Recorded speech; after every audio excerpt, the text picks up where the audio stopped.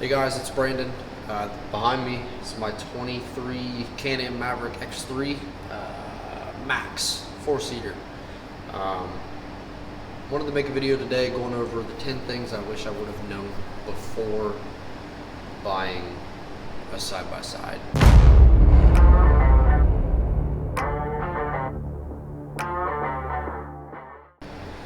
So number one, first thing I wish I would have known before buying one of these $30,000 machines, and this is the cheap one. This is the base model turbo 1000 4-seater, right around 28,000 out the door. The first thing I wish I would have known was how beat up it is going to get. So we have a total of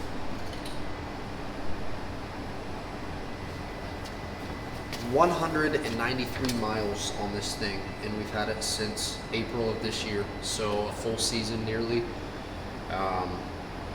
Hasn't been ridden as much as we thought we would ride it. I kind of had this idea in my head that it would just sort of sit, maybe once a month we'd take it out, and that's exactly what it's been. So but back to number one is how beat up it's going to get, and I'll go through and I'll show you everything. So the one thing that I wish I would have done before ever taking this out was install tree kickers, rock guards, whatever you want to call them.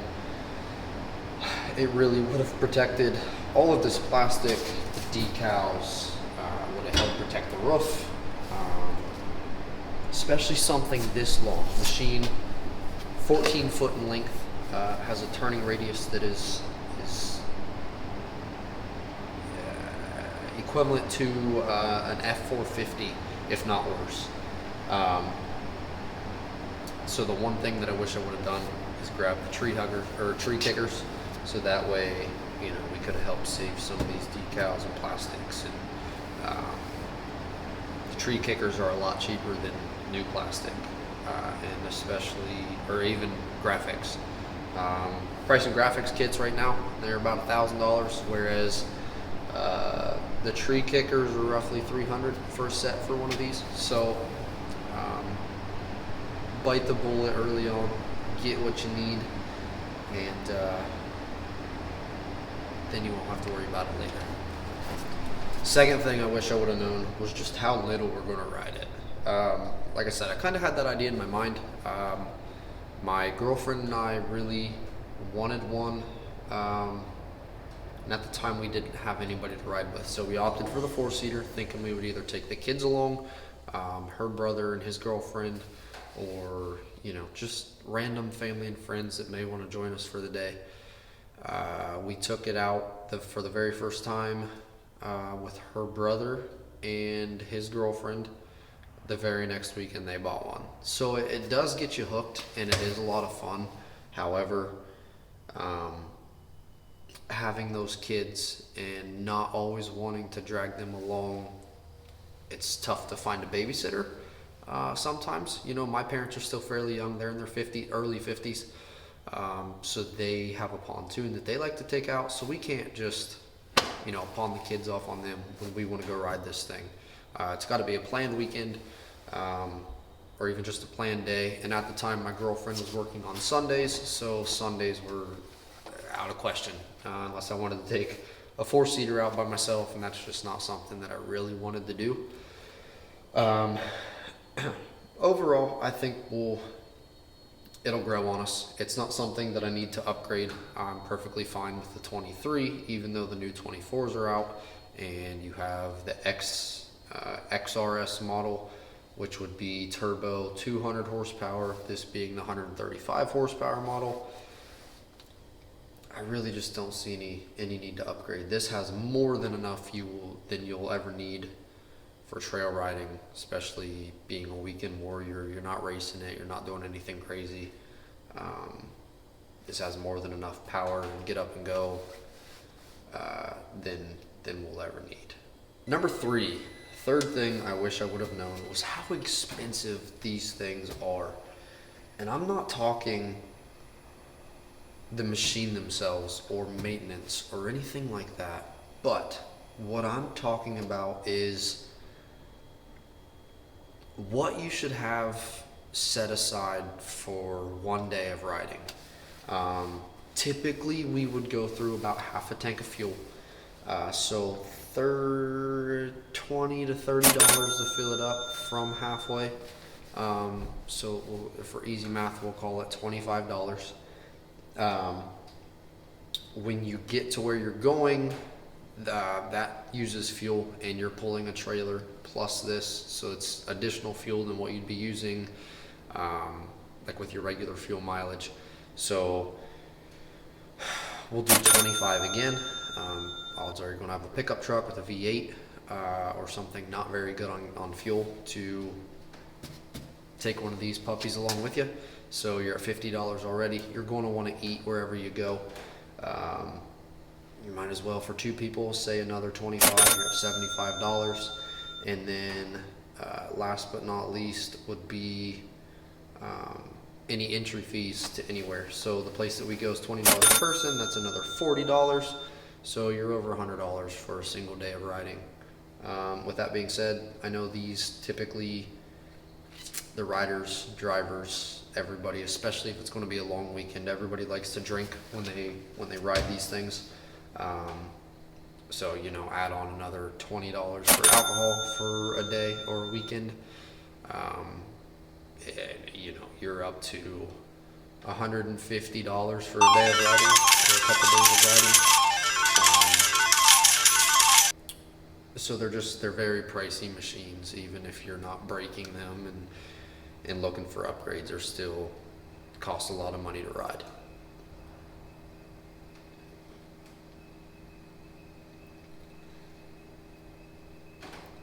Whenever you get to it. So as you can see from this video, this ride that we took it on wasn't that bad compared to what we normally see when we go to this place. It's called Tecumseh. It's a local place in Ohio. But typically it's a lot worse. I mean, you got mud caked everywhere that mud could possibly get, and it is impossible to get it all out.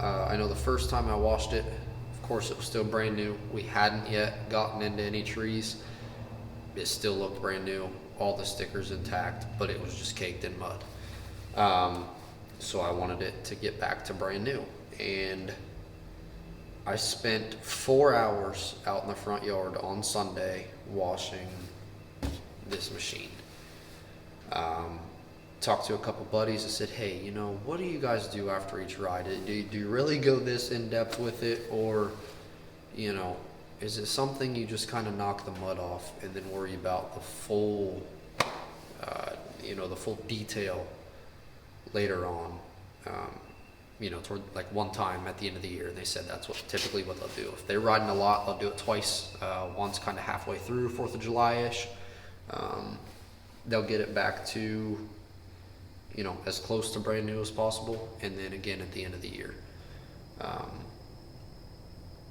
So just how much time you're going to spend washing this thing, that blew my mind, and that's coming from a professional detailer. So maybe I am picky, but I also should know what I'm doing and should be able to get things done a little quicker than your average person.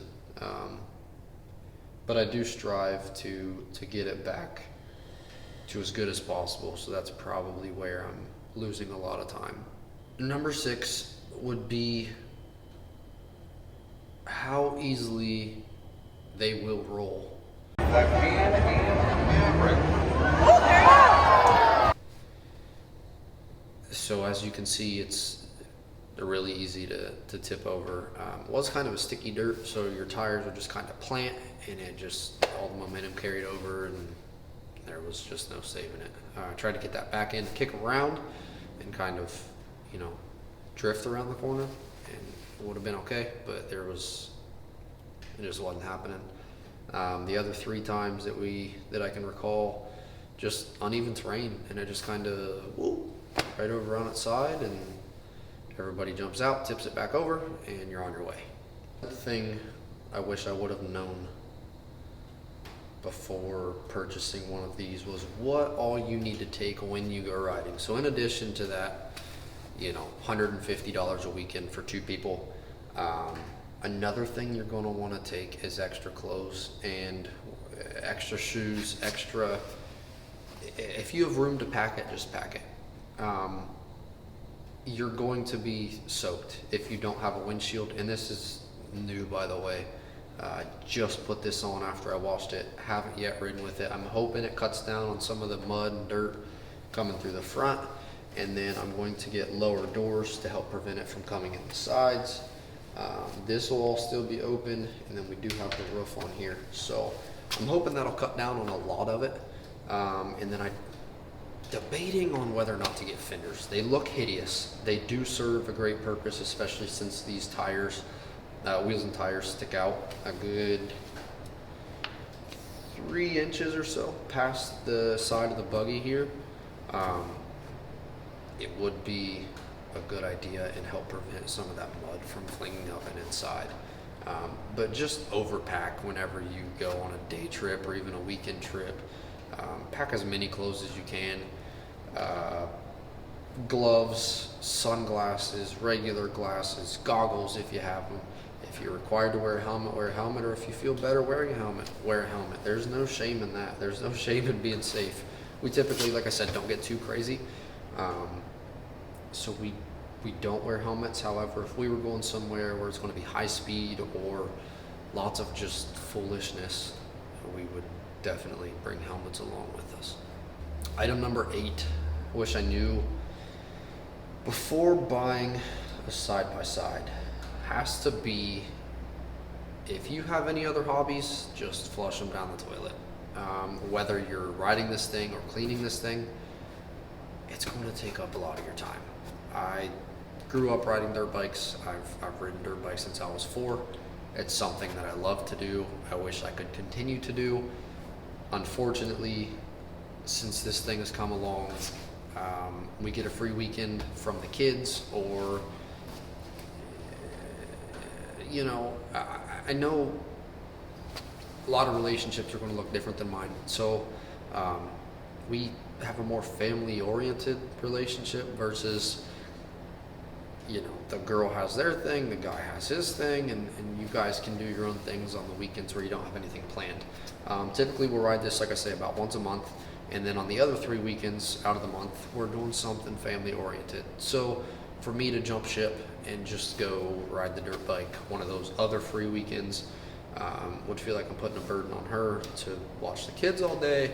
And you know, I do enjoy spending time with our kids as well. So it's a balance. It's a work-life balance sort of situation. You know, and she likes this thing. She likes to ride this thing. So when we get a weekend, it's not fair for me to say, yeah, I'm gonna go ride the dirt bike, and you have to wait till next month, sort of thing. It's not fair. So be prepared for your other hobbies not to get done as much, and that's just the reality of it. Number 9 has to be the aftermarket support. It's both good and it's bad. If you can dream it or think of it, they make it for these. You don't need it. And so I'm looking into all different sorts of things. Cages, $3,000 to $5,000 depending on who you have do it. Aftermarket roof that's not just a plain black sport edition roof, $2,500. Full glass windshield, so you don't have to worry about them scratching or mud being stuck on there and no way to wipe it off. It's $1,200. The price of aftermarket parts is absurd. However, if you've got deep pockets and this is you're all in and you don't care what it takes, they have it for you. You'll be able to find whatever you're looking for. Finally, number 10, what I wish I knew before buying the Can Am. It's more so a regret or something I wish I could change. However, it's just too late. As I mentioned early on, with as little as we have passengers, I wish I would have gotten a two-seater. I know the kids are going to get older. Right now, they are 1, 4, and we've got one turning 8 in a couple weeks. Eventually, they're going to want to go. But for the time being, I wish I would have got a two-seater. Easier to load and unload, less weight when you're hauling, easier to maneuver around all the trails. We're essentially driving a two-seater with an extra 3 foot every time we take it out because we don't have passengers very often. To strap something, like items in the back, it's going to fall out here. I mean, you could strap them in, but it's just unnecessary.